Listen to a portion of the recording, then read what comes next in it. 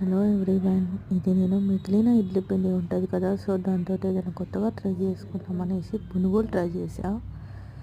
So ఆ ఇడ్లీ పిండిలోకి మనం wash చేసిన ఉప్మా రవ్వని యాడ్ చేసుకోవాలి. నెక్స్ట్ దాంట్లోకి పెరుగుని కూడా యాడ్ చేసుకొని, తర్వాత జీలకర్ర, పచ్చిమిర్చి పేస్ట్ అండ్ బియ్యం పిండి కూడా కొంచెం క్రిస్పీగా ఉండడానికి, తర్వాత సాల్ట్ అండ్ వంట సోడా ఈ రెండు యాడ్ చేసుకొని పునుగుల పిండి టైప్ మనం కలుపుకోవాలి ఈ విధంగా. తర్వాత దీన్ని ఒక 10 మినిట్స్ సేపు పక్కన ఉంచి మనం అంటే 10 మినిట్స్ అలా పక్కన పెట్టుకోవాలి. నెక్స్ట్ మనం ఆయిల్ పోసుకొని పునుగుల టైపు పోసుకోవాలన్నమాట.